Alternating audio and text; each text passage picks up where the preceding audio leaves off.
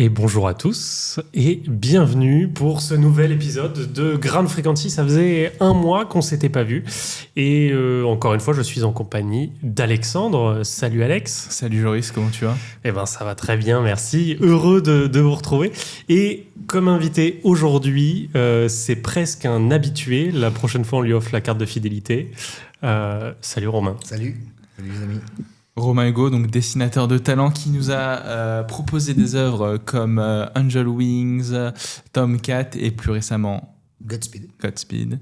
On va y revenir. On va en parler, effectivement.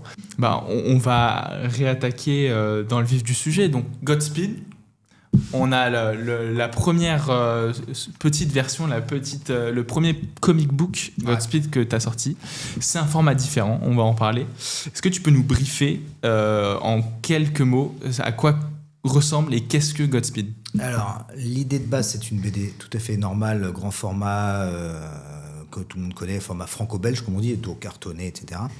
Et c'est vrai qu'à chaque fois que je sors une BD, qui me prend quand même une bonne année de travail, les gens ils la lisent, ça se lit vraiment en une demi-heure, une heure, et ils font quand la suite. Donc un petit coup de pression chaque fois dès que je sors, moi je tire la langue, et puis je me suis dit à quand la suite, je vais pour les impatients, on a décidé de couper le bouquin en deux et de sortir la première partie pour les impatients sous format un peu comics vintage. Ça se prêtait super bien à ce récit puisque ça se passe dans les années 30. Il y a un côté un peu comics américain, Hollywood, Gatsby, et c'était en fait intéressant de travailler avec même un papier vintage, faire quelque chose vraiment un objet sympa. Il y a même des petits cahiers à la fin avec des fausses pubs, avec des fausses interviews. Donc c'est vraiment un objet pour s'amuser. À la base, c'était vraiment pour rigoler. On l'a fait vite fait comme ça. Et en fait, on s'est aperçu que ça a cartonné. Les gens l'ont beaucoup acheté. En plus, format, c'est pas un truc marketing. On l'a mis à 5 euros. Donc on pouvait vraiment... En plus, il y a une très belle qualité. Je ne sais pas si on voit, mais il y a quand même sur la couverture... Je peux le montrer à l'écran. Il y a même... on voit quand même qu'il y a un effet gloss. Le titre est métallique et tout. Donc on a fait un chouette truc. Et à telle enseigne qu'il y a même des gens qui comprennent pas en fait. Ils pensent que ça c'est la BD, qu'elle est en 4 tomes et que du coup qu'est-ce qu'il y a dans le gros format, voilà. Non, ça c'est juste le bouquin qui est séparé en deux. Donc comme il y a 2 tomes de Godspeed, de grandes BD normales, il y aura 4 petits comme ça.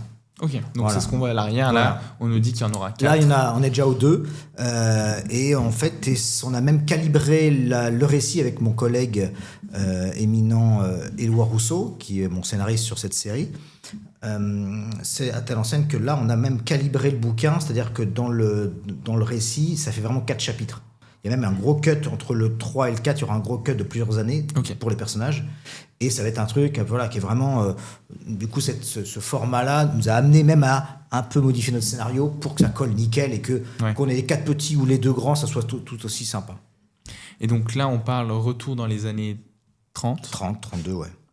Après avoir fait Tomcat, donc l'année dernière, tu étais venu, on avait parlé de Tomcat, là, c'est un retour beaucoup plus en arrière, c'est une autre époque, c'est d'autres avions à dessiner, c'est d'autres personnages. C'est beaucoup plus, entre guillemets, léger, festif. Tomcat est un album lourd, pour bien des raisons que je vous avais expliquées. En plus, graphiquement, c'est un gros bestiau, le Tomcat, c'est moderne, donc il y a beaucoup d'électronique, beaucoup de matériel technique, de casques et de choses très très pointues. Là, l'ancrage... De base, déjà, c'est le Gibi. C'est l'avion emblématique que tout le monde connaît, qui ressemble à un jouet, qui en fait était un tueur de pilote et vraiment un monstre à piloter. Et c'était l'envie de dessiner cet avion. Au même titre que quand j'ai voulu dessiner le Tomcat, c'était le Tomcat. Et après, j'en parle à mon scénariste, on discute. Il faudrait que ce soit une histoire sympa, un peu à la Gatsby, avec un jeune qui entre dans un milieu de l'aéronautique de cette époque-là, qui était complètement flamboyante et hallucinante. C'était une période complètement folle de l'aviation. Quand on voit les photos des meetings aériens de l'époque, au début je ne comprenais pas, je vois une photo de Minesfield qui est devenu l'Axe à Los Angeles, et je vois le truc tout noir, je me dis c'est quoi en fait c'était des champs entiers remplis de voitures, parce qu'il y avait 800 000 personnes qui venaient au moindre meeting aérien, parce qu'on voyait les fous volants, les barnstormers et les courses. C'était vraiment quelque chose, et il y avait ça aussi en Europe. En Europe, quand il y avait la semaine d'aviation de Reims, c'était pareil, c'était 800 000, 1 million de personnes. Et à telle enseigne qu'ils avaient même fabriqué, ils avaient une gare temporaire, ils amenaient le chemin de fer avec une gare sur l'aérodrome pour que les Parisiens puissent venir. Pour acheminer. Et après, ils démontaient tout et c'est reparti. Donc hallucinant, une époque où l'aviation était le truc. Ça faisait rêver tout le monde, c'était un bouleversement pour l'humanité. Parce qu'on se mettait à voler, les premiers baptêmes de l'air, les premières voltiges. Et quand on voit l'évolution dans les années 30, elle est fulgurante. Quand on voit en 20 ans, ils sont passés des trapanels de Blériot aux avions, les Macchi M72, ils tapaient 700 km/h. Bon, on est quand même sur quelque chose, une évolution, on n'a jamais vu ça, quoi. Ça t'aurait plu de vivre dans les années 20, dans les années 20-30 ? Être né dans les années 10, du coup. Je pense que c'est toujours un peu un martingale de dire ça. Effectivement, j'aurais bien aimé être pilote de Mustang, ou pilote de Gibby, etc., dans les années folles. Après, ça dépend où on est. Si on est ouvrier ou galérien, chaque époque a son truc super. On était quand même post-crise de 29. C'était la misère partout, quoi. C'était vraiment très compliqué pour les gens. Pour les pilotes qui revenaient de la Grande Guerre, c'était la misère aussi. Il y avait quelques stars, mais à vivre, je pense que ça devait être exceptionnel. Ça devait vraiment... moi, quand je vois ma grand-mère qui est décédée désormais, mais elle a connu Blériot et le Concorde. Ils sont revenus une génération, c'est quand même pas rien, quoi. Donc voilà, je suis pas effectivement, on a un fantasme sur la Seconde Guerre, sur les histoires que les gars ont vécues, etc., mais ça devait être horrible à vivre. Mais dans ce qui nous intéresse, c'est-à-dire moi, le récit de bande dessinée, je prends ce qu'il y a de plus fun dans chaque période et j'essaie d'en faire un truc là qui fasse passer un bon moment aux gens. Et là, le cadre des années 30 est surtout quelque chose qui me titillait depuis très longtemps, que j'avais effleuré dans Au-delà des nuages, qui est ma deuxième BD, qui se passe en France et un peu aux États-Unis, qui est un peu dans cette même période. C'est tout l'imaginaire collectif qui s'y rattache et les vêtements, les voitures, le design, l'art déco. Quand on commence à un peu tirer le fil et voir les décors qu'on peut mettre dans chaque BD, à un moment, il y a un bâtiment exceptionnel qui est le Eastern sur Broadway à Los Angeles. Le bâtiment, il existe encore. Johnny Depp a un appartement là-bas. Il est tout en... Alors, il est en train de le refaire parce que le quartier est un peu pourri, mais le bâtiment est tout en espèce de céramique turquoise avec des ornements dorés. C'est hallucinant à dessiner. C'était un gros challenge parce que le bâtiment a été biscornu et de la déco partout. Et je me suis dit, allez, tapons dedans, allons-y et dessinons, faisons une scène là-dessus. Et le principe de la BD étant génial qu'avec juste un papier et un crayon, je peux recréer une scène de dingue. Et on a fait une scène de nuit, de show complètement fou avec une démonstration de voltige en pleine nuit au-dessus de Los Angeles. Comme ça pouvait se faire à l'époque, avec qui se pose sur les Galeries Lafayette. Voilà, les gars étaient dingues, les gars étaient complètement fous. Et on s'est inspiré aussi de récits qui ont vraiment existé, notamment, alors c'était pas à Los Angeles, c'était à New York, mais faut se renseigner, je sais plus le nom du gars, mais il y a des photos qui sont hallucinantes, les photos sont sorties. On est plutôt dans les années 50. Mais le gars était dans un bar dans Manhattan, un petit coup dans le nez, t'es pilote, voilà, t'es pas capable de poser ton avion, je te crois pas que t'es pilote. Ah ouais, laissez-moi une demi-heure. Le gars va au terrain, il prend un avion, il se pose en plein Manhattan, sous les yeux médusés des gens. Les flics arrivent. À l'époque, c'était un peu les aviateurs. Il y a GG qui s'est encore posé dans la rue. Ils ont démonté l'avion, ils l'ont ramené. Et des années après, le gars raconte cette histoire. Arrête tes conneries. Ah ouais, je vais le refaire. Et il l'a refait. Un Cessna 540. Et il y a les photos des deux événements. Et on voit les flics autour de l'avion. Oh non, encore. Au milieu de Manhattan. Donc voilà, on s'est inspiré de ce truc-là, quoi. C'est une époque un peu cette ambiance. Une belle époque, assez fou ces histoires. Ouais. Du coup, je reviens un peu sur la partie décor, ambiance qui est assez travaillée. J'ai pas envie de dire c'est tout l'opposé de Tomcat, mais effectivement c'est un univers complètement différent. Ouais. T'as pris du coup autant de plaisir à inscrire cette ambiance qu'à dessiner les avions, ou ça reste quelque chose d'un peu annexe. Dessiner les costumes, les voitures. Ouais. Mais en fait, chaque album, comme j'ai la grande chance d'avoir une liberté totale chez Paquet, qui me dit il faut que tu fasses ci, il faut que tu fasses ça, je fais ce que je veux. Mes scénaristes sont entre Anastasia, Éloi, même Yann. C'est des passionnés, c'est des gens qui adorent ça. Donc, on sent qu'il n'y a pas de réticence. Je connais mon ancien scénariste, Yann me disait que sur certaines séries un peu où il y avait un peu de mécanique ou des avions, les auteurs disaient non, pas encore un avion. Alors que là, on se régale. Donc, on n'a aucune limite de plaisir. Donc, effectivement, puis moi, j'aime ça. Et puis, c'est un peu con, mais chaque fois que je suis dans une BD, j'écoute la musique, quand je bosse, j'écoute la musique de l'époque. Alors, j'étais à fond sur les années 90 quand je dessinais Tomcat, sur Top Gun en boucle derrière. Et même les sapes, après, on peut en parler avec Barnstormer. J'ai en plus la chance d'être avec des copains qui ont créé une marque qui s'appelle Barnstormer, où chaque un peu série, on fait les vêtements. Donc en plus, je fais design les vêtements que j'ai envie d'avoir, quoi. Donc il y a une extension de l'expérience, quoi. Exactement. Et même quand je fais d'albums, là dans Godspeed, j'ai mis la playlist que j'écoute un peu quand je bosse. À l'entrée, juste au début, c'est incroyable. Je mets les gens s'ils veulent être dans le délire. Et j'ai même poussé le vice dans celui-là. On peut le montrer à l'écran, mais j'ai même créé un cocktail. J'ai fait créer un cocktail par Julien Rossin, qui est un vrai maître cocktail qui a gagné des concours internationaux et qui est au Peninsula maintenant. Il était au Ritz. Voilà, juste là. Le Godspeed Aviator. En fait, je lui ai dit, via une connaissance, c'était le frère de mon ancien attaché de presse, et je lui ai dit, est-ce que tu crois que tu pourrais nous créer un cocktail, on va se marrer. Je veux que dans la BD, le mec fasse un cocktail dans l'histoire, et à la fin, on a la petite fiche pour refaire le truc. Et c'est un pro, donc il m'a dit, ok. Alors, il était hyper enthousiaste, mais il fait, on est en quelle époque ? C'est un cocktail. Ça c'était pas dispo, ça c'était dispo, on est encore prohibition, machin. Est-ce que c'est un cocktail de gentleman ou un truc de soifard, etc. Donc je lui ai indiqué, il m'a designé le cocktail, donc le Godspeed Aviator, qu'on voulait dans un verre à martini avec qui soit bleu avec une mousse blanche pour faire comme le ciel et les nuages. Et en plus, je ne cache pas que si vous voulez les coulisses, on a fait les tests avec donc mon copain de Barnstormer et un certain Baptiste Salis. On a affiné le cocktail pendant une soirée, et il y a eu quelques mal au crâne le lendemain, c'est vrai. Okay. Mais on a vraiment testé, on a affûté, on a bien fait comme je le disais Julien. Et il est bon à la fin. Il est très très bon. Il se boit bien. C'est la preuve. C'est quand on a du mal à s'en remettre. Prochaine fois qu'on ferait que les itérations, c'est aussi. Mais j'exige que pour le tome 2, on soit en bas, dans les salons, dans le fauteuil en cuir, avec les Godspeed Aviator. Voilà. Ouais. Je vous lâche pas, de toute façon, c'est inscrit en live. C'est inscrit sur Twitch, sur Instagram. Donc il faut suivre Cap sur l'avenir pour voir la suite de cette aventure. Et attention, l'alcool est dangereux pour la santé. Attention, consommer avec modération. Grande modération. C'est ça. Tu as parlé de défis avant.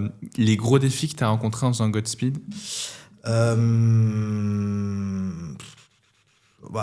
dessiner la ville de Los Angeles. Je suis un peu en plus. Alors, j'ai un défaut qui peut devenir une qualité, c'est que je suis assez mauvais en science-fiction en inventant les choses. Par exemple, là, j'ai fait une série avec Thomas Pesquet et La Monnaie de Paris où ils m'ont demandé. Ils sont un peu... ils se bataillent entre eux dans La Monnaie de Paris, entre le marketing et les créatifs, etc. Et il y avait des histoires un peu de... c'est bien beau les licences Marvel, mais on a quand même des talents français et des héros français et qui serait bon de mettre en valeur. Et donc, ils m'ont demandé, comme j'ai la chance de connaître un petit peu Thomas, son contact, on s'est rencontrés, il était très enthousiasmé par l'affaire. Et ils ont fait une superbe série de pièces où c'est Thomas qui visite, on s'éloigne un peu des années 30 là, mais Thomas visite le cosmos, le système solaire, et en fait il fallait que chaque pièce soit une planète, ou une étoile, ou la Lune. Et donc on a commencé à réfléchir, etc. Et en fait on a imaginé Thomas qui se baladait dans le futur en 2000, je sais pas combien. Et j'ai imaginé une combinaison un peu futuriste, dorée, un peu Silver Surfer, mais plus technique, et dans une espèce d'ogive et qui se balade et qui visite toutes les planètes. Et j'ai eu beaucoup de mal. C'était un gros challenge pour moi, parce que faire un truc en 2500 où Thomas est éternel et il nous montre le système solaire, et j'ai galéré. Après, oui, ça s'est bien passé, ils ont adoré, mais ouais, c'était un peu spécial de surtout pas tomber dans les clichés. Et moi qui adore le détail, je me disais, je commençais à faire une combinaison avec plein de trucs, un peu à l'Évangélion et tout. Et puis en fait, non, j'imagine un truc hyper simple, en fait, et donc je lui ai fait une espèce de combinaison sans trop de détails, toute lisse, dans une espèce de métal, ça serait comme un métal textile un peu bizarre. Et donc, j'ai beaucoup de mal avec la SF. Donc, quand je dessine, j'adore trouver les détails, les photos de l'époque, de pourquoi, de comment. Et là-dedans, j'ai eu la chance de tomber sur des photos de Los Angeles. Et c'est aussi pour ça que je peux me permettre de faire ces scènes-là. À la base, je voulais faire un truc à la Védrine, où le gars, ils sont sur une soirée à le Eastern, il y a une pool party à la piscine, et puis je me disais, attends, ce qui serait génial, c'est que le mec se pose sur un toit à côté, les mecs le voient se poser. Et donc j'ai regardé sur Google, j'ai regardé les images satellites, j'ai regardé les images satellites, aviation de l'époque pour voir un peu. En fait, il y avait des bâtiments construits. En fait, c'était vraiment un ric-rac, quoi. Ça passait pas. Les toits faisaient 70 mètres. Bon, de nuit avec un biplan, en plus il y avait des aérations, des trucs. Il n'y avait pas un beau truc pour faire ça, quoi. Et donc j'ai eu l'idée de dire, chiche, je me suis rappelé du mec à New York qui était bourré et qui avait posé son avion. Je me suis dit, allez, chiche, on va faire pareil. Et dans les rues adjacentes, parce que pareil, il fallait retrouver les rues, parce qu'il y a des rues qui ont changé, etc. Et j'ai trouvé une petite rue super, mais je me suis tombé, emmerdé par le tram. Il y avait câbles du tram à l'époque. Et donc, on a inclus ça dans l'histoire où, en fait, au dernier moment, il faut les câbles. Et j'ai dit, regardez, l'envergure du Waco, ça passe. On va dire qu'il a un petit coup de cul, il met un coup de pied, et hop, il passe en glissade et ça passe entre les câbles. Et j'ai réussi à trouver aussi des photos HD de l'époque où on voit même les pubs de Studebaker pour je sais plus quoi. On la voit, tu peux le montrer. Et en fait, comme je me documente, du coup, la documentation m'amène des choses. Ouais, non, je suis con, c'est dans le tome d'après. Bien tenté. On l'aura, je pense. Et donc, j'ai pu retrouver même les publicités de l'époque. Et c'est marrant parce qu'il y a un petit côté chasse au trésor. Ouais. C'est-à-dire que j'ai retrouvé, au début, je galérais parce qu'il y avait un bâtiment qui, quand je me suis dit, l'approche va se faire par ce coin de la rue. Il va passer là, ok, il y a telle boutique, ça j'ai bon, j'ai rien. Puis vraiment, il s'arrête, et puis je me dis merde, il est de face. Et le truc que je le vois de dos. Je vois que c'est une grosse pub, mais de dos. Et donc, j'arrive à décortiquer les trucs, mais je vois pas bien. Et en fait, je retombe en cherchant les photos d'un hôtel de l'autre côté de la rue. En fait, je vois qu'au second plan, boum, je vois le truc, nickel. Et je tombe sur la photo HD, pleine balle de tout le truc. Et vous pouvez le voir dans la BD. Et là, je me dis, c'est le régal, quoi. Je peux vraiment faire ça. Tu te fais plaisir là-dessus. Pareil, les costumes. Je me suis approché de gars qui font de la reconstitution années 30, qui se sapent, qui sont tailleurs, qui sont des grands amateurs de vêtements de l'époque. Et donc, ils m'ont dit, attention, les chaussettes, c'était comme ça. L'école, c'était comme ça. L'école de chemise, attention, les mecs, ils faisaient comme si quand ils étaient en soirée. Les queues de pie, c'était plutôt comme ça. Enfin, et du coup, je peux m'amuser, quoi. Les voitures, pareil. Enfin bref, donc chaque détail, même si c'est pas les avions, ça permet d'amener une qualité générale, globale, qu'on se dit que si j'ai fait une pub Studebaker à cet endroit, c'est qu'il devait y en avoir une, quoi. C'est le réalisme impressionnant. Ouais, mais c'est comme ça que j'aime dessiner, moi. Malgré ce réalisme, t'arrives quand même à glisser un peu des petits easter eggs, des références. Ouais, il y a mon copain Fred De Bruyne qui est en mécano. Il y a plein de choses, il y a plein de petits. T'arrives à te faire plaisir là-dessus. Ouais. Oui, c'est rigolo. En plus, là, c'est un album. Tomcat était lourd de sens pour moi. C'est un album un peu sombre. Là, c'est de la lumière. Donc, on a voulu en plus faire vraiment un album. C'est Gatsby, quoi. C'est Gatsby, donc c'est avec toute la folie de l'époque, les avions tarés de l'époque. Il y a c'est un mix entre Gatsby, Rocketeer. Voilà, il y a tout ça, quoi. Et le Hollywood, c'est un hommage au Hollywood. Je me suis même inspiré d'acteurs, un peu de DiCaprio, du Jardin, dans The Artist. Voilà, pour essayer d'avoir des visages avec des gueules, quoi. C'est toujours le problème des dessinateurs, souvent, c'est qu'on a toujours tendance à faire un peu le même visage, quoi. Donc là on voit la couve et c'est là aussi où j'ai pu m'amuser, c'est que j'ai dit à mon éditeur, je fais un graphisme de dingue sur la couverture qu'elle fasse vraiment art déco. Et la première version, originale, le premier tirage, tous les ornements que vous voyez Godspeed là sont dorés. Donc l'album il est noir et doré, enfin typiquement années 30. Il y a un vernis sélectif sur l'avion, donc même le noir ressort hyper bien. Non, je suis hyper content. L'objet est superbe, quoi. J'ai de la chance chez Paquet parce qu'ils font vraiment ça super.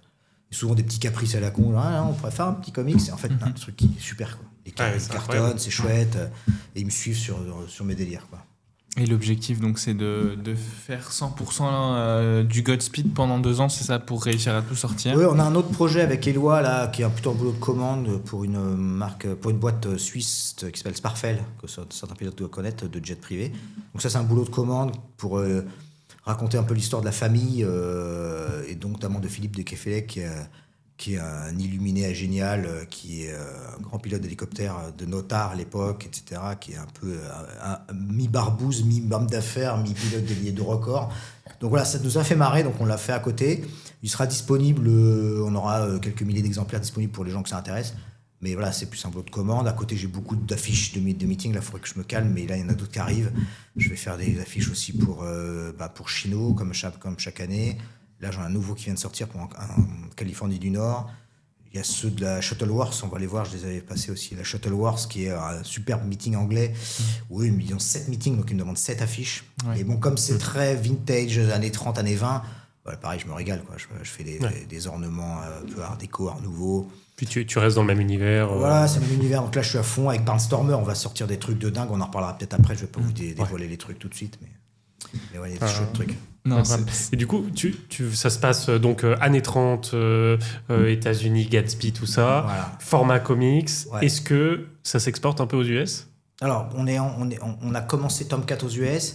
C'est un long chemin. Ce qu'il faut surtout, c'est verrouiller la diffusion, qui est compliqué aux États-Unis. Ah ouais, c'est un pays continent, donc c'est vrai. Si on lance un truc et que l'on voit de nous-mêmes entre le gars de Los Angeles, celui de Seattle ou de Miami, c'est pas le même prix. Donc voilà, c'est un peu compliqué, mais ça va venir, ça prend son temps, mais on fait les choses bien, donc les choses bien prennent leur temps. Donc chaque chose en son temps, déjà. Chaque chose en son temps, on implante Tomcat et puis voilà, on verra pour Godspeed. Mais on a bien marché, on était à Oshkosh avec les amis de Barnstormer et Paquet, et ça a bien marché, quoi. Ça a bien marché. Les pin-up aussi ont bien marché, étonnamment. On pensait les Américains prudes, en fait non. Des dames venaient acheter les bouquins de pin-up, donc ok. Tout ça, c'est assez à développer.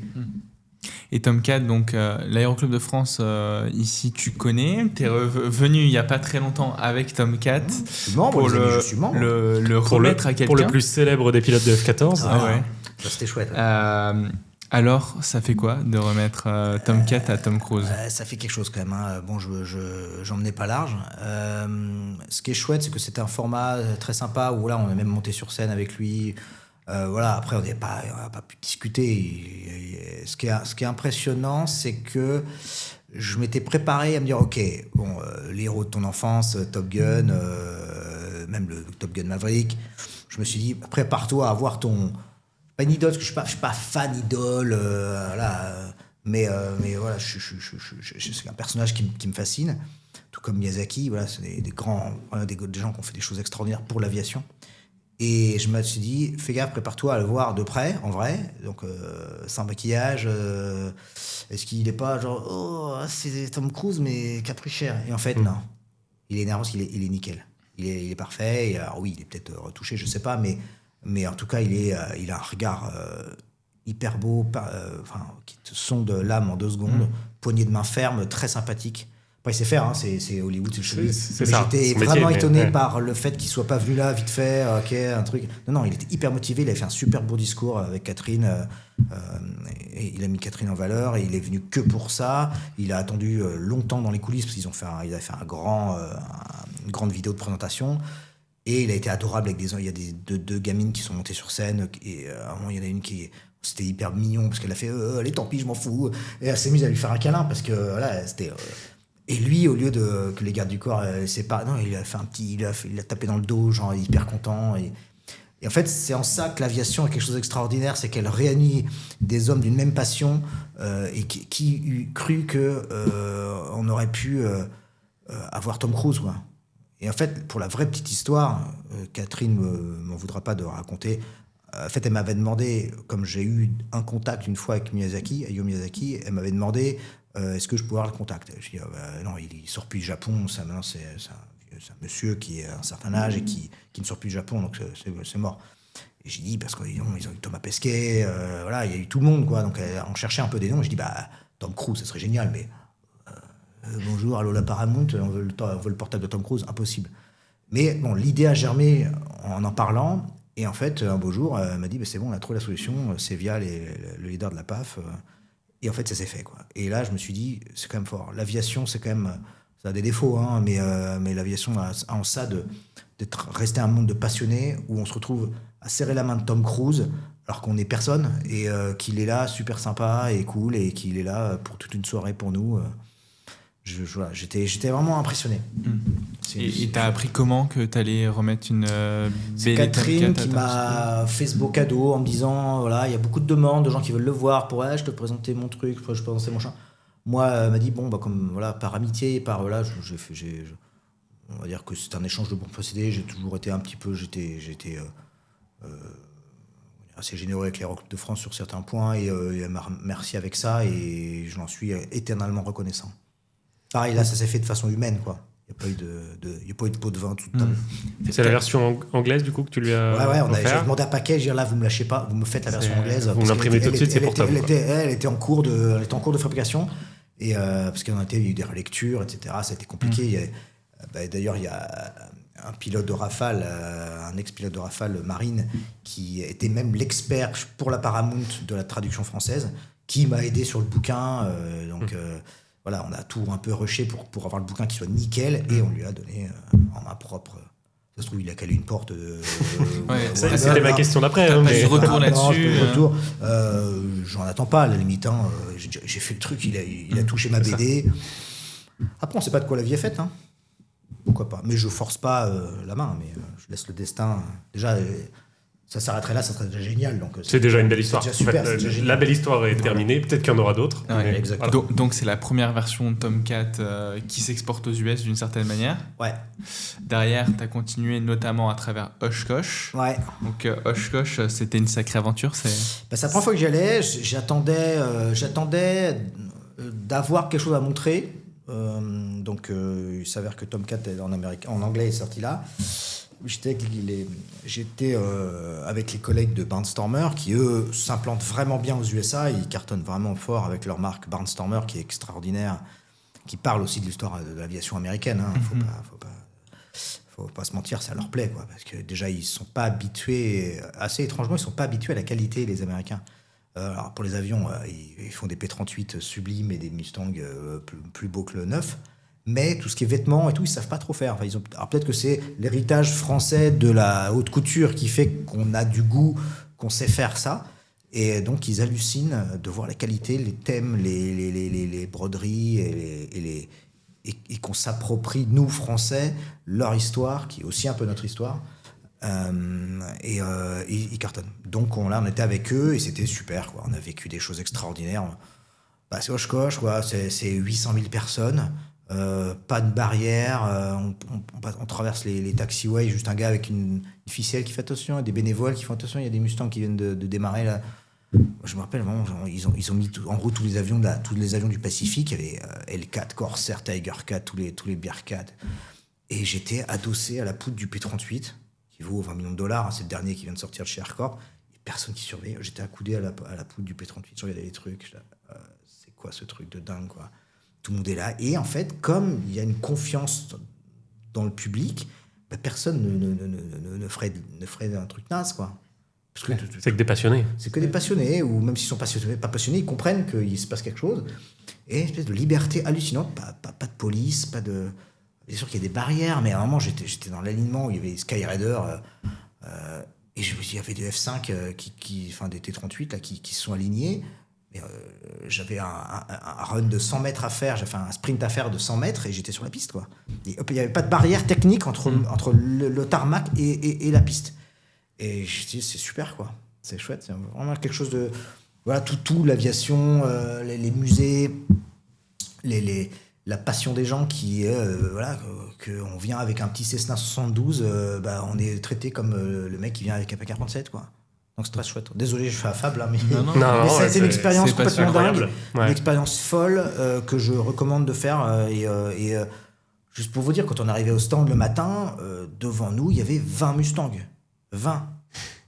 5 Corsair, et ils étaient là, tranquilles, il n'y avait pas de barrière. Moi, je faisais la sieste sous l'aile du Mustang, quoi.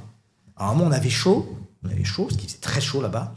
On s'est mis, il y avait un Mustang qui venait de démarrer, il faisait chauffer le moteur. Et on s'est mis derrière, dessous, ventilé par le Merlin, quoi. C'était quand même pas mal, quoi. Ventilateur à l'américaine. Voilà, c'était pas mal. C'est quoi qui t'a marqué le plus à Oshkosh? T'as un avion qui, tu t'es dit, la vache. Bonnie, le P-47 d'Aircorp, là, pareil, le P-38 qui vient de finir. Aircorp, c'est vraiment, c'est ce que j'ai dit un peu dans les petites émissions qu'on a fait, là. C'est non seulement ils font des avions parfaits, mais ils sont parfaits dans leur imperfection. C'est-à-dire qu'ils refont même les défauts d'usine. La coulure de zinchromate, parce que les gars trempaient le boulon plutôt que de mettre un coup d'aérographe, enfin de pistolet de peinture. Ils refont les défauts, ils refont les rivets qui sont pas de la même couleur parce que les gars piochaient dans la boîte à rivets, qu'ils n'avaient pas le temps.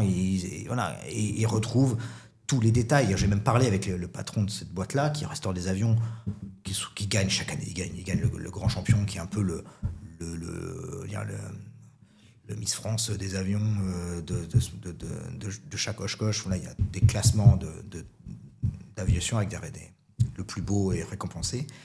Et on discutait, et maintenant, on a même parlé d'une idée que je lui ai soumise. Il m'a dit, on y pense aussi, c'est que même l'avion arrive et soit carrément comme comme un événement, pas artistique, mais une espèce de performance, où je lui dis, par exemple, vous faites un P-47, ils sont en train de le faire, ils feront un P-47 qui arrivera en caisse comme pendant la Seconde Guerre, et les vidéos sont hallucinantes, vous pouvez les regarder sur Internet.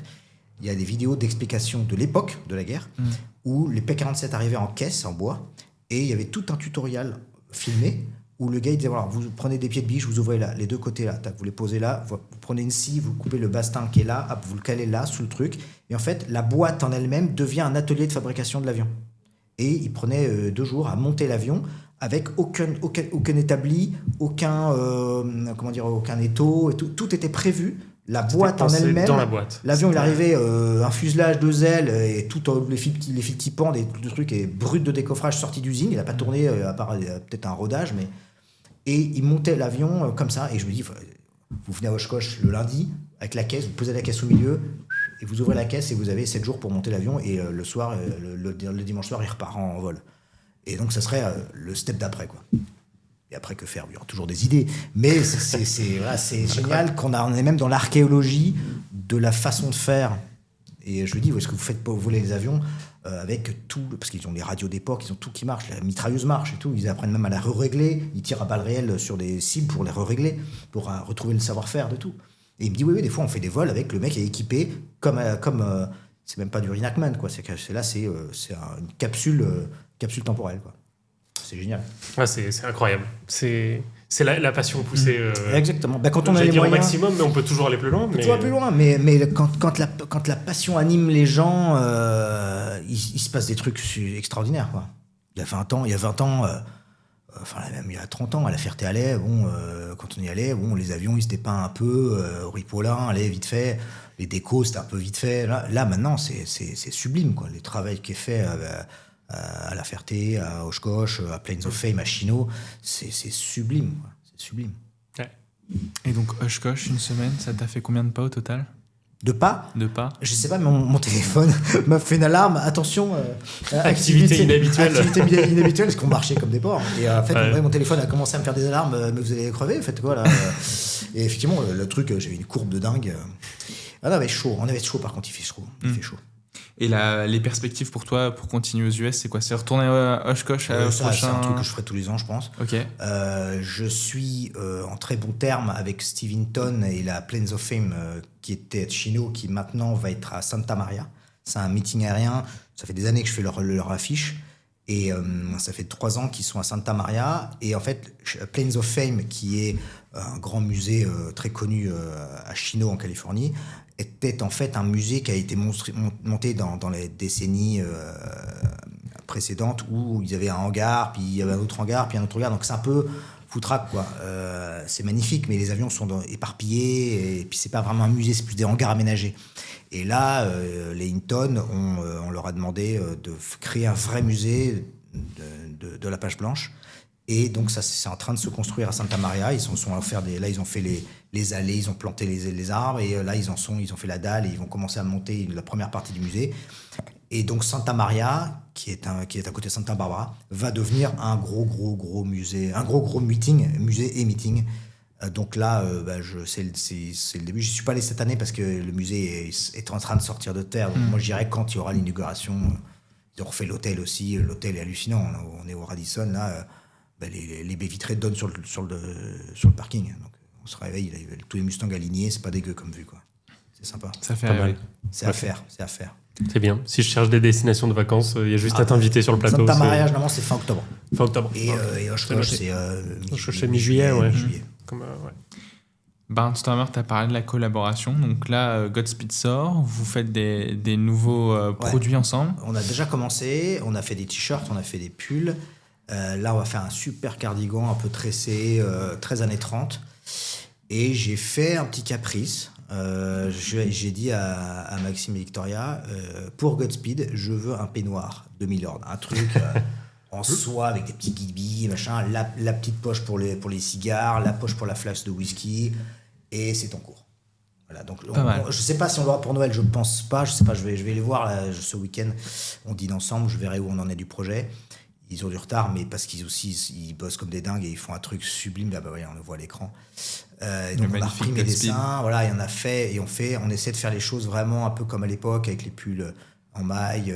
On fait des polos, on fait des choses, mais là, on essaie vraiment d'avoir un vrai design commun. C'est pas juste ils plaquent mes dessins sur les trucs random. Là, il y a une collection, quoi. Il y a une vraie collection, et il y a Tomcat Carton. J'ai vu qu'ils ont refait on a fait 2 blousons, un blouson d'hiver, un blouson d'été. On a repris le CW 36 qui est le blouson dans Top Gun, le blouson vert en nylon. Là, on l'a repris, on l'a refait et on l'a designé avec des patchs spéciaux. Chaque fois, c'est quand même comme c'est ma collection, il y a des dessins. Dès qu'on ouvre le blouson, il y a un dessin en soie avec les Tomcat. Chaque escadron, il y a un vrai truc, quoi. Et Godspeed, pareil. Là, le prochain pull, là, il va être sublime. C'est celui-là, il est sublime. Dedans, il y a une affiche National Air Races que j'ai faite. Derrière, il y a Godspeed brodé en blanc crème, là, comme le Gibi. Donc voilà, c'est pas juste, on va dire, on utilise ton nom. Non, il y a un vrai partenariat. Et j'ai hâte de voir le peignoir va être noir et or ou noir et jaune. C'est pas un peu comme le Gibi Z. Donc ça va être une tuerie. Et travailler du coup dessus, c'est assez différent, j'imagine, parce que tu as des nouvelles contraintes qui doivent apparaître. C'est du textile, c'est pas exactement pareil. Ouais, comment tu t'adaptes? Alors ça, c'est eux qui gèrent, parce que ils sont très très pros. Donc à la limite, souvent, c'est eux qui m'aiguillent sur ce qu'on peut faire et pas faire. Moi, je suis un peu, comme on disait sur les dessins, voilà, je suis un peu psychorigide, donc je leur fais refaire plusieurs fois les trucs, l'étiquette du machin doit être exactement comme le name tag de la Navy, machin. Et en fait, ils me suivent parce qu'ils sont aussi pointus.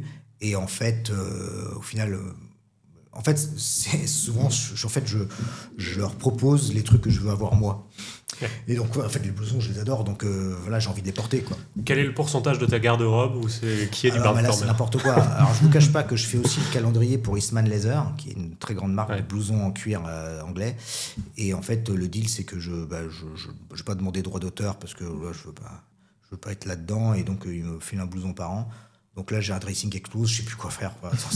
Et c'est des problèmes de riches. Fais sensiblement la même taille, n'hésite pas. Mais c'est vrai que j'atteins un moment de ma vie où je me dis, je regarde le chemin parcouru et je me dis, putain, c'est quand même chouette, quoi. C'est un peu des rêves de gosse. J'ai travaillé avec IWC, les montres suisses de pilote, qui était un rêve. Là, j'ai rencontré Tom Cruise, il m'a dit à qui. Enfin, il y a des trucs où je me dis. Et c'est pas pour frimer, hein, c'est juste, je me dis, le gamin de 13 ans que j'étais, il m'aurait vu maintenant, il aurait dit, génial, quoi, trop cool, quoi. Donc il y a quelque chose, et puis les bonnes choses amènent des bonnes choses, voilà. Barnstormer, ils sont très implantés à Oshkosh, du coup ils avaient un super stand, donc on était face au Mustang, on n'était pas dans les vendeurs, dans les gros hangars ou dans les locaux, dans les mecs qui vendent des chouchous et des trucs, voilà. Tout ça se met en place avec passion et amitié, et c'est ça que je trouve chouette, quoi. C'est vraiment ça que je trouve. Il n'y a pas de plan marketing foireux, quoi. Il y a Barnstormer qui est sur le chat et qui dit « Coucou, ça va être top, t'inquiète, ça va être magnifique. » Alors là, c'est ça. Alors, très bien s'il écoute, parce que je me dis, j'espère qu'il écoute. C'est-à-dire que là, il est obligé de le faire, le peignoir. C'est mort. Je l'ai dit à la France entière, c'est annoncé. Il va être sublime. Et voilà, on va faire des photos sympas, années 30. Mais ils m'ont jamais lâché, ils n'ont jamais foiré un truc. Et à chaque fois, je suis là, les salauds, c'est vraiment nickel, quoi. Donc, non, ils sont chouettes. Et puis c'est de la qualité. C'est de la qualité, tout est top. Ils sont bluffants de précision, et surtout, c'est pas du bullshit, c'est que tout est fait en France. Et quand on va chez eux, c'est pas on a pris les blousons sous étagère ou les t-shirts blancs de machin. Non, c'est des rouleaux de tissu. Là, c'est une vraie. Tu pars de la matière première et tu vas jusqu'au produit fini, quoi. C'est exactement. Et c'est les ouvriers qui bossent, les ouvrières, et le moins de détails, c'est hallucinant, quoi. Enfin, moi, je suis sorti sous le blouson du Tomcat. Là, moi, j'ai une version où tout est brodé en arrière. C'est sublime, quoi. C'est vraiment sublime. Ouais, pardon. Vas-y, J'allais dire, tu dis, tu vis un peu dans un rêve, tu as fait des super trucs. Ouais. Le rêve ne s'arrête jamais. C'est quoi la... Est-ce qu'il y a eu une collab, un truc sur lequel tu aimerais bosser, un partenariat Honnêtement, je dis pas ça pour frimer. Et là, j'ai une collaboration à la Monnaie de Paris avec Thomas Pesquet. Je bosse avec Planes of Fame, avec Steve Hinton, qui est putain, pour moi maître du pilotage, quoi. J'ai Barnstormer, j'ai Oshkosh, je filme ma BD à Tom Cruise. Enfin, non, franchement, j'ai l'aide de Miyazaki, enfin, je peux crever, c'est bon, il n'y a pas de problème. Pour moi, à partir de il y a quelques années, déjà c'est du bonus. Là, tout ce qui arrive, c'est super. Que du kiff. C'est que du kiff. C'est vraiment que du kiff. Et aussi, je sais, hein, on avait fait les états généraux de la bande dessinée à l'époque. Le monde de la bande dessinée, c'était un peu à Angoulême. Là, ils avaient un peu brassé remué les terres. Et ils avaient, c'était dit quand même, le métier de dessinateur de BD est quand même très dur. Il y a beaucoup de mecs qui sont sous le seuil de pauvreté. On a du mal à gagner sa vie d'être auteur de BD. Souvent, les gars cumulent deux jobs, ils sont profs et dessinateurs. Moi, on est qu'une centaine à vivre de ça, vraiment que de ça, et en vivre bien, quoi. Après, voilà, c'est beaucoup de boulot, c'est de l'acharnement, on lâche jamais rien. Mais moi, j'ai vraiment un public, et je tiens vraiment à le remercier. J'ai un public qui est fidèle, qui m'a toujours soutenu, et j'ai jamais eu de flip de sortie. Même quand j'ai fait Tomcat, qui était plus moderne, plus bizarre, personne m'a enfin, tout le monde m'a toujours soutenu. J'ai toujours eu des chiffres de vente réguliers. Ok, je fais pas un carton à 200 000, mais je m'en fous. Mon public, il est hyper gentil. J'ai jamais eu de polémique ou de gens qui m'ont embêté. Voilà, j'ai un public qui est vraiment, vraiment sympa, quoi. Qui est bienveillant. Qui est bienveillant, ouais. Plus récemment, tu es parti au Japon. Tu as fait un beau voyage. Ouais. C'était ton premier voyage là-bas? Non, j'en ai fait 4. T'en as déjà fait 4? Ouais. Et alors, la culture nippone, le milieu même de l'illustration là-bas, comment tu le vois avec ton regard français? Il y a trois grands pôles illustration dans le monde. C'est les États-Unis avec les comics, la France avec la BD franco-belge et le manga japonais. Après, bon, il y a les films d'animation, où là, c'est beaucoup les Américains, les Français et les Japonais. Enfin, encore, c'est toujours les mêmes. C'est le trio. Et c'est vrai qu'on partage avec les Japonais un goût de la perfection. Voilà, au Japon, le conducteur de métro, on a l'impression que c'est Thomas Pesquet, quoi. Le gars, il est avec ses gants blancs, il fait ses checks, il est concentré de fou. Alors, c'est juste qu'il conduit le métro. Mais il n'y a pas de petit métier, il n'y a pas de sous-métier là-bas. Il y a des gardiens de parking devant chaque parking, même privé d'une résidence. Il y a un gars qui est devant en planton, en uniforme de général coréen, les épaulettes, les gants blancs, la casquette. Il vous salue quand vous passez. Et en fait, il est juste là pour gérer les entrées et sorties du parking. Ça se trouve, il y a 4 bagnoles qui vont sortir de la journée, mais il est là et il est hyper content de faire son métier et tout le monde le respecte. Il est respecté. Voilà. Et donc, on n'est jamais déçu au Japon. Alors bien sûr, c'est un pays qui est plein de contrastes, qui est plein de problèmes, de société, etc., etc. Mais quand on va là-bas, on prend une claque sur tout. Sur la propreté, sur le fait que voilà, vous êtes à Tokyo, c'est comme si on était à Châtelet à Paris. Vous êtes à Tokyo, au McDo ou dans n'importe quel boui-boui, vous posez votre sac Chanel avec votre iPhone et les clés de bagnole, vous partez, 2 jours après, ils sont là. C'est impossible. Il y a un mec qui a fait le test une fois, il a posé son ordi allumé dans un Starbucks. Et il s'est barré, et de loin, il a filmé, il a lancé un chronomètre. En France, je crois que c'était 17 secondes. En Angleterre, c'est 15 secondes. Et au Japon, il a attendu une demi-heure, 1 heure. Et il s'est lassé. Il est revenu, il a repris son truc, il s'est barré. Donc voilà, c'est une société très compliquée, etc. Moi, je parle de ça en tant que touriste, extraordinaire. Mais non, on est bluffé. C'est un pays qui est vraiment à voir. Au niveau aéronautique, c'est un peu arrêté après la Seconde Guerre. Mais quand on va dans les musées, qu'on voit un zéro pour de vrai, on dit, putain, ils étaient forts quand même. Ils étaient très, très forts. Et après, voilà, quand on commence à gratter, à s'intéresser, là, je me suis pris d'une petite passion pour les samouraïs. J'ai vu des armures tellement belles. Et j'ai commencé à faire... je suis rentré, j'ai dit à Eloi, parce qu'on a un autre projet derrière Godspeed, et qui est déjà bien avancé. On a éludé à la Shuttleworth après une soirée pas arrosée, hein, mais on était hydraté. Voilà, c'était jamais hydraté, c'est ça. C'était hydraté, avec mon comparse Frédéric De Bruyne et Eloi. Et on a commencé à parler, et en fait, en une soirée, on a déjà débourré la suite, la suite de Godspeed, qui se passerait aux États-Unis et plutôt Seconde Guerre.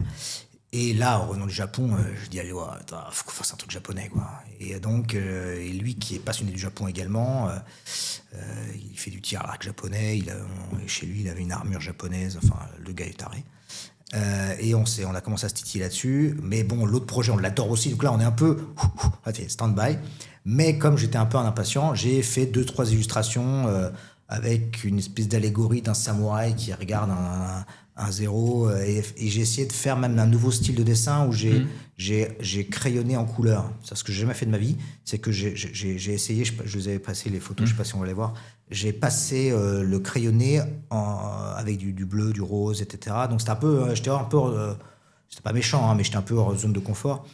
Et j'ai pas compris, bizarrement, le premier dessin que j'ai fait quand je suis rentré, donc il y a 3 semaines, il y a déjà 200 000 vues, le truc a explosé, je sais pas pourquoi, c'est assez bizarre. Mais donc oui, c'est un truc qui me tente, mais je me laisse le temps de...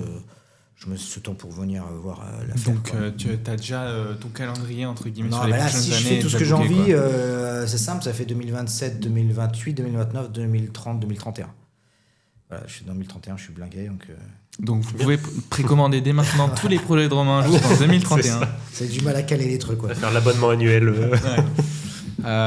Pour clôture cette interview, j'aimerais bien revenir sur une image qu'Antoine a.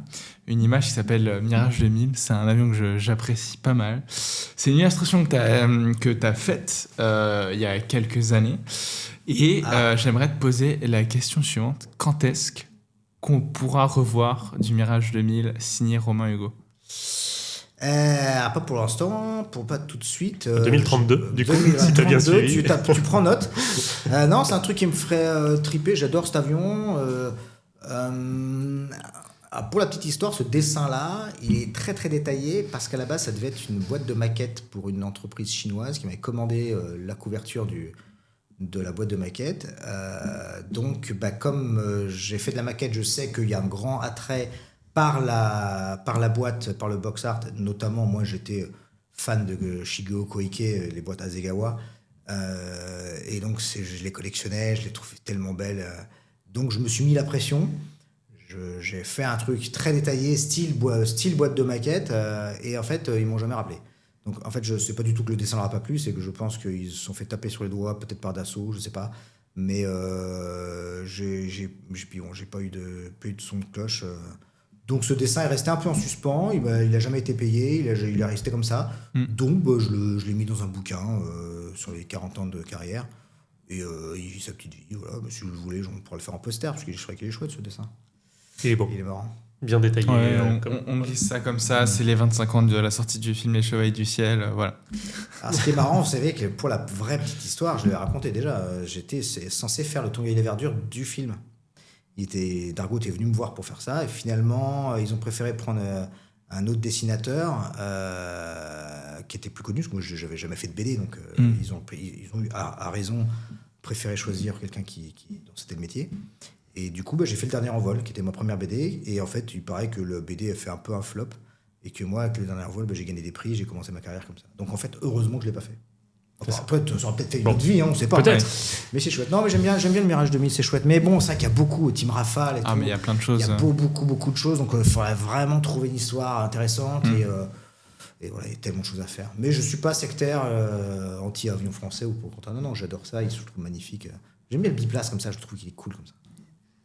Écoute Romain, merci pour cette encore interview. quelques petites questions rapides. On a beaucoup parlé dessin, tout ça. Est-ce qu'il y a des dessinateurs qui te contactent un peu, ou des nouveaux dessinateurs, des jeunes qui veulent se lancer dans le dessin d'avion? Ouais, Est-ce que tu arrives à les épauler un peu? Oui, ça m'arrive, oui. Je donne volontiers mes conseils. Moi, je suis pas bloqué sur mon savoir-faire. Je montre comment je travaille, je fais des lives, je fais peu de live, il faut que je fasse plus, mais oui, si on me pose des questions sur quel style vous utilisez, comment vous faites ci, comment vous faites ça, oui, je donne des conseils avec grand plaisir. Il y a un truc qui m'a mis un petit coup de mou quand même, je plaisante parce que c'était très sympa, mais c'était à Melun, il y a une jeune demoiselle très sympa qui vient me voir et qui me dit c'était il y a 2 ans, donc cette année c'était il y a 2 ans. Et qui me dit je vais voir parce que c'est super sympa ce que vous faites, je vous suis depuis longtemps, etc. Et vous avez un peu pas initié, mais vous avez encouragé la passion de l'aviation en moi, etc. Et je suis maintenant pilote dans l'aéronaval, et après, oui, je vais passer sur Rafale et tout, Rafale Marine. Je dis, c'est super, bravo. Et je dis, je suis hyper fier, je suis content si j'ai initié ça chez vous, etc. Et elle me fait, ouais, parce que je vous le disais, quand j'étais au CP, comment ça, au CP Quand ça, les calculs sont pas bons, là. Oui, les calculs sont pas bons, il faut tout refaire. Et en fait, non, elle avait 26 ans, donc elle avait eu 6 ans, ça fait 20 ans que je fais ça. Et donc, j'ai pris un coup de vieux, mais bon, c'était sympa quand même. Et donc, voilà, le dernier envol, c'était il y a 2004, 2005, ouais. Comme quoi, tu es la fondation de certaines carrières. Si je peux... La naissance de vocation. Non, mais ça, c'est super. Moi, ça me fait extrêmement plaisir. Et je dis ça... voilà, les années passent et c'est chouette parce que si jamais... c'est comme vous, hein, je pense qu'il y a plein de jeunes qui vous voient et qui disent « c'est cool, les carrières aéronautiques. C'est un pan de l'industrie française qui peine à embaucher, où il y a des savoir-faire dingues. On est une grande nation de l'aviation. On est une très grande nation. Enfin, il y a les États-Unis et nous. Enfin, faut arrêter. On est un tout petit pays dans le monde et regardez ce qu'on arrive à faire. Ouais. Une grande nation de l'aviation et du dessin. Ça, on essaie. Accessoirement. J'aimerais revenir sur un petit point. Tu as dit que tu avais une lettre de Miyazaki. Oui. Ça t'a intrigué. Ça s'est passé comment? Il y a une histoire derrière, j'imagine. Ouais, c'est un truc de dingue. J'en doute pas. En fait, ça fait un peu frime de dire ça, mais je le raconte. Mais, parce qu'en fait, là-dessus, j'ai pas de fausse modestie. C'est un tel rêve éveillé que... en fait, je suis tombé amoureux de Porco Rosso, le film d'animation que tout le monde connaît, d'un cochon rouge qui pilote un Savoyard rouge pendant l'Adriatique pendant les années 30. Et j'ai adoré ce film quand il est sorti. Ça a été pour moi, c'est un plus beau film d'aviation avec Top Gun, à égalité. Et donc fan de Miyazaki. Et après, Miyazaki ce qui est devenu, c'est une grande star mondiale, c'est le Disney japonais. Les films se sont enchaînés. Il est devenu un dieu vivant. Au Japon, c'est un dieu vivant. Et il s'avère que quand je suis venu au Japon il y a 10 ans, j'étais un peu cornaqué par l'Institut français et il y avait un salon de la BD qui est le Tokyo Manga Festival, qui est un gros truc. C'est un genre Comic-Con de San Francisco, quoi. De San Diego. Donc c'est vraiment un gros truc. Et il s'était dit, on fait venir des auteurs français et il voulait les mettre en relation avec des auteurs japonais du même milieu. Et il s'avère qu'ils ont demandé à Miyazaki, parce que voilà, il y a des gars qui ont des connexions là-bas, et qu'en fait ça n'a pas été possible parce qu'il aurait fallu changer l'événement. En fait, il aurait fallu qu'ils prennent le stade de Tokyo. Enfin, il aurait fallu Miyazaki se déplace pas comme ça, et ça, en fait, ça aurait été trop compliqué au niveau de l'organisation parce que c'est un monstre sacré, donc il y aurait eu des centaines de milliers de personnes. Enfin, ça aurait été un bordel. Ils avaient peur de la foule, quoi. Ouais, il y a peur de la foule, et puis je crois que voilà, il pouvait pas, enfin, ça collait pas, quoi. Il a pas pu.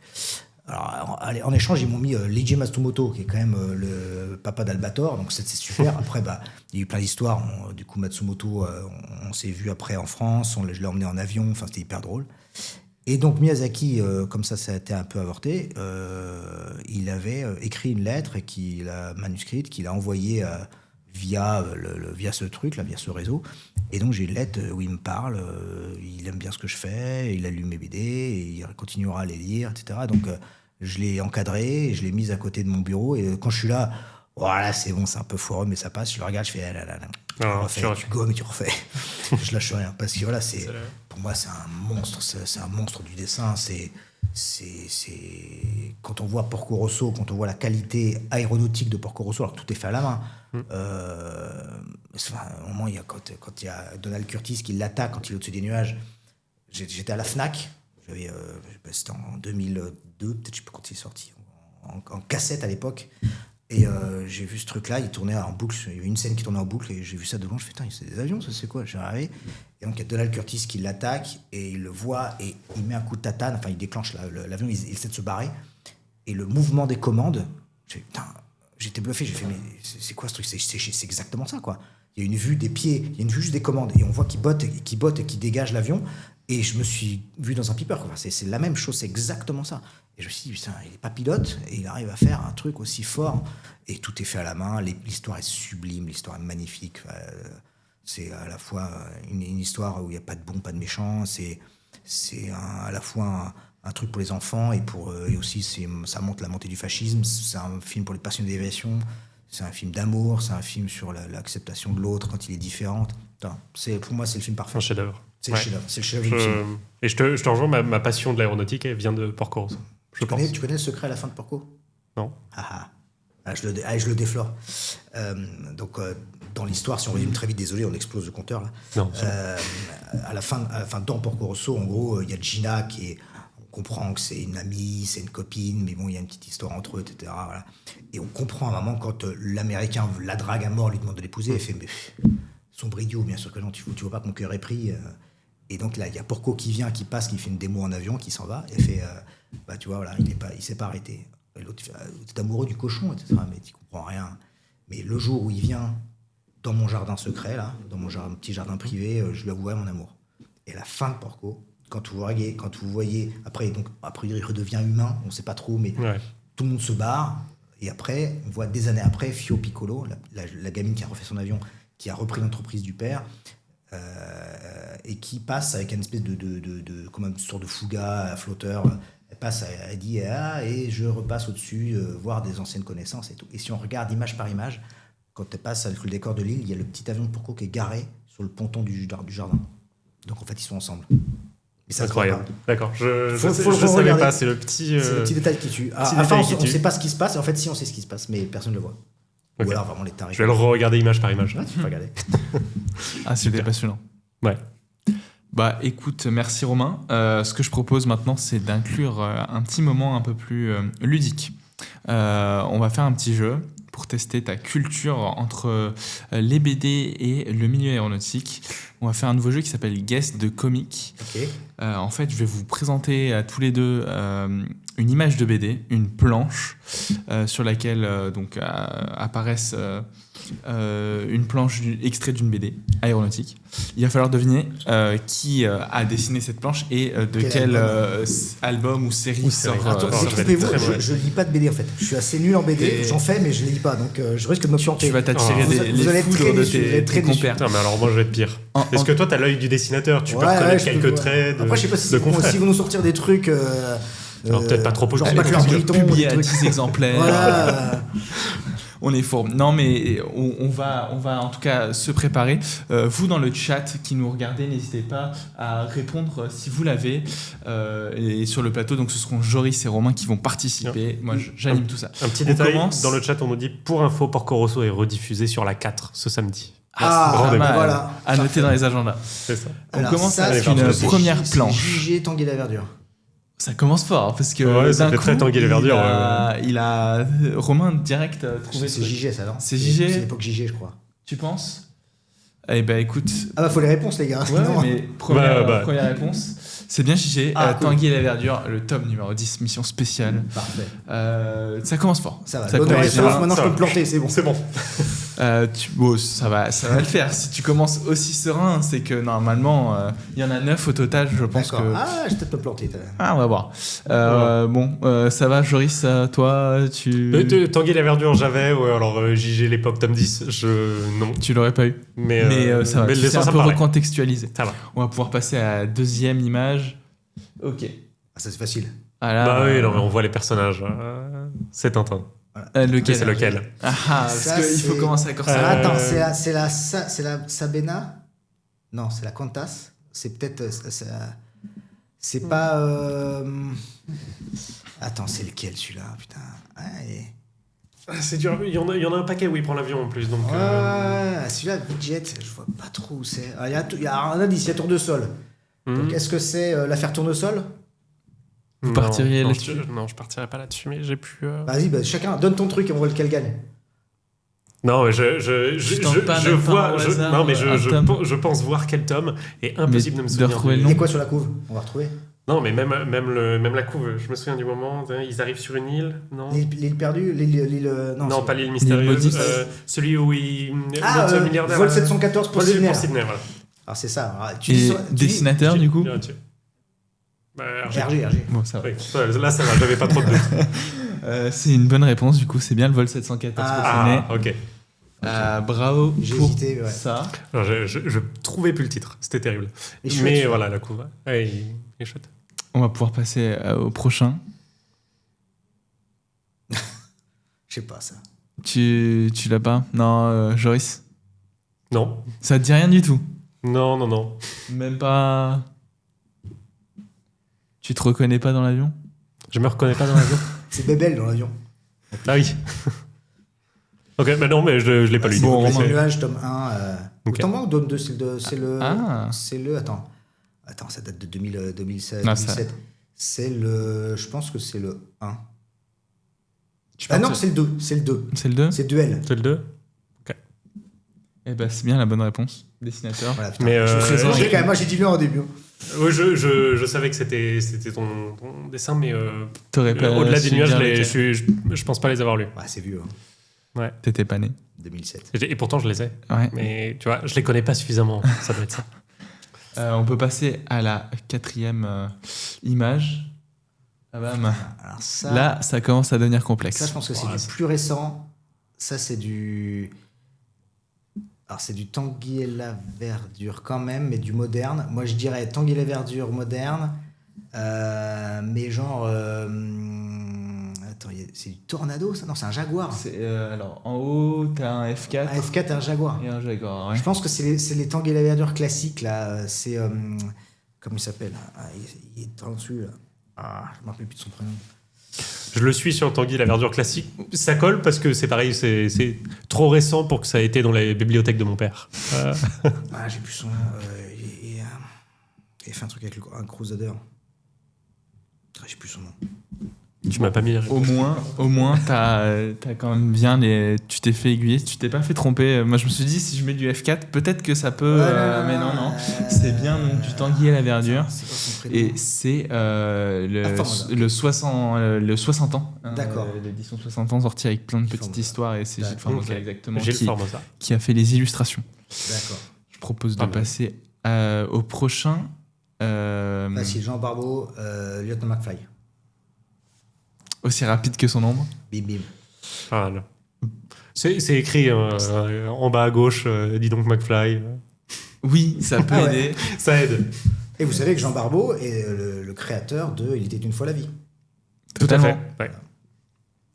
Totalement. Et il travaille dans le FANA depuis des années. Il fait la rubrique maquette avec une super caricature.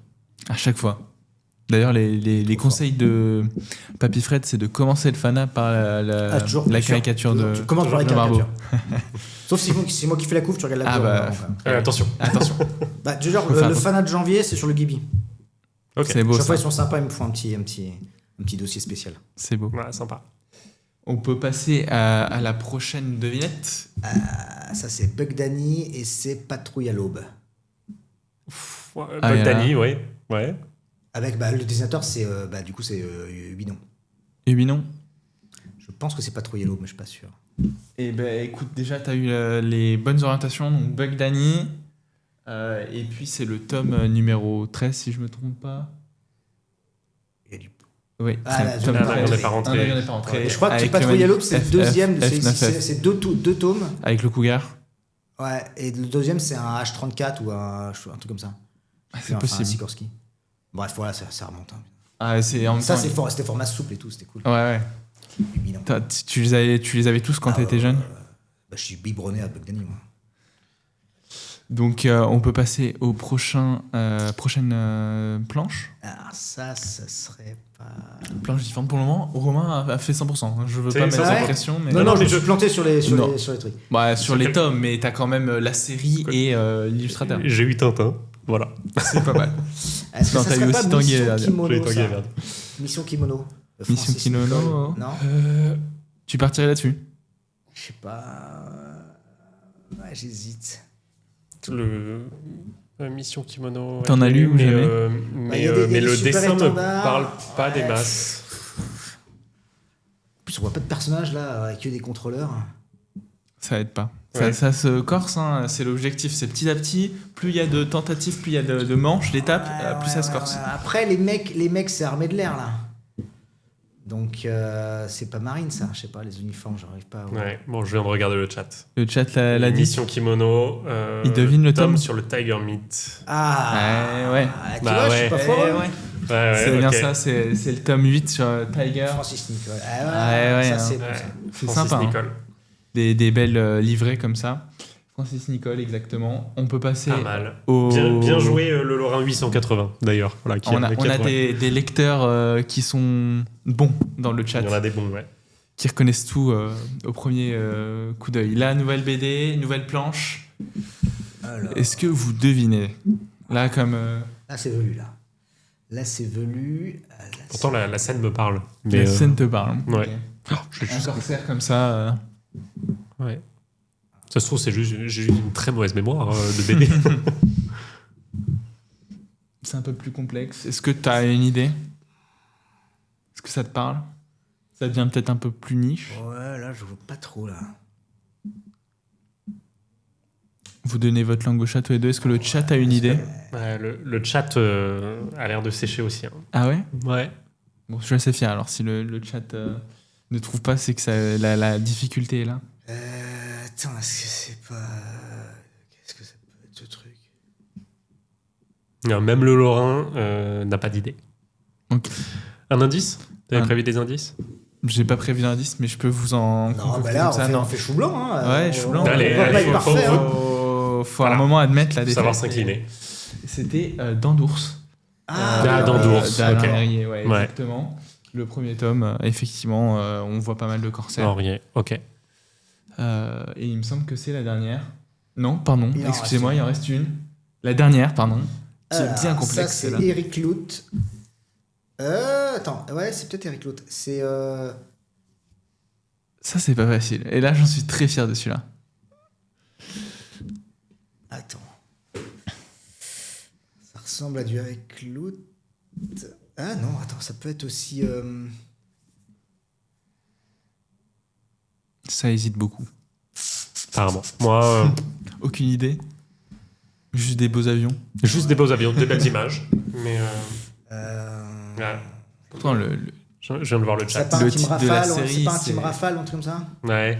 Ouais, Le chat est d'accord avec évident, toi. quoi, Team hein. Rafale. C'est un Team Ouais, Rafale. c'est un Team Rafale. Donc c'est pas Loot, c'est...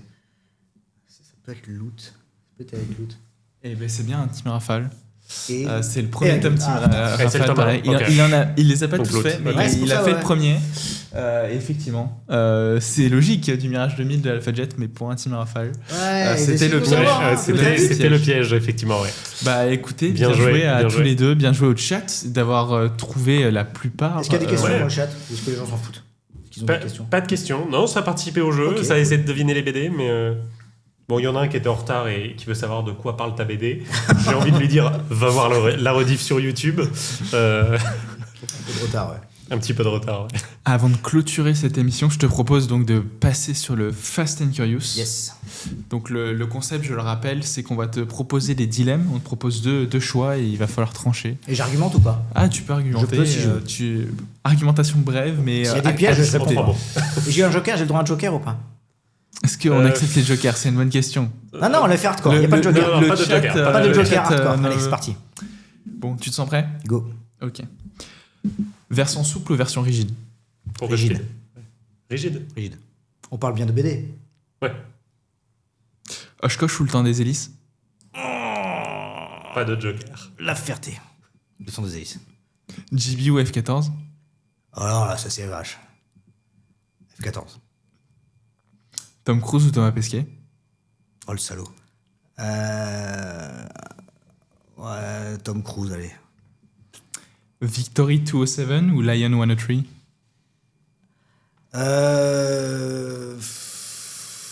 Victory. Mustang ou Corsair? Mustang. Angel Wings ou le Grand-Duc? Angel Wings. GB ou Ako? juge. Ça c'est le mien. GB ou Ako? GB. Piloté ou dessiné? Dessiné. Maverick ou Iceman? Maverick. Bravo, t'as passé le Super, test. franchement, pas mal. Pas Ça, trop c'est bon. d'hésitation, pas de joker. On t'a On va senti sur voir, certains pas mal. dilemmes que c'était Ouais, quand même mais tu me compliqué, fais des mais... trucs là, c'est le choix de Sophie quoi. C'est ça. Bah écoute, merci beaucoup Bah merci les amis. Merci, Romain. d'être venu une nouvelle fois. On se sent en famille hein. Et il y aura une troisième fois parce Jamais que 203. parce qu'il reste du Godspeed, il Pour reste le des tome projets. 2 et j'ai dit en bas avec Les les canapés. cocktails, les peignoirs de Barnstormer, ils auront intérêt à les faire. En peignoir. On se fait ça en peignoir. Bien sûr, on est en peignoir. Et avec les cocktails. Avec les Godspeed Aviator cocktails. Eh ben, on va se faire ça. On Ça a tout ça. va être un grand moment. Et puis, voilà. Et puis pour tous tes autres projets jusqu'en 2032 au moins. Merci. Chaque année, j'en rajoute 3. Ouais, c'est ça. Merci Joris pour m'avoir accompagné. Mais avec grand plaisir, on se retrouve nous a priori donc dans 2 semaines, 1 semaine. 2 semaines exactement. 2 semaines, pardon, pour une émission Simu. Spécial Avec- Mirage 2000 avec Olivier Pallier, ancien pilote de chasse qui s'est éjecté sur Mirage 2000. Sur Mirage 2000, donc On va avoir il connaît plein de bien, il choses en à a dire. même. Il en a même un chez lui. Il en a, il en a même perdu, je vais dire. Et sinon, on se retrouve avec d'autres invités en 2026 pour une année complète d'émissions, de kiff, de plein de choses. De BD. Ma recommandation, c'est évidemment Godspeed. Allez l'acheter, version souple. Seulement, Disponible partout. Partout. Il est sorti hier. La version normale. En Cartonné. rigide, cartonné. c'est ça. Donc, N'hésitez pas à nous suivre sur les réseaux sociaux, que ce soit Instagram, YouTube. La rediffusion de toute façon est disponible sur YouTube. Vous pourrez voir aussi toutes nos anciennes vidéos. Et puis retrouver surtout vendredi sur Twitch Papy Fred qui nous fait son lâcher solo Tout à fait. habituel. Et surtout, n'oubliez pas, samedi paroles. sur la 4, Porco. Porco Rosso. Voilà. Et ben, à Merci bientôt. à tous. Et bonne soirée. Merci. Bonne soirée.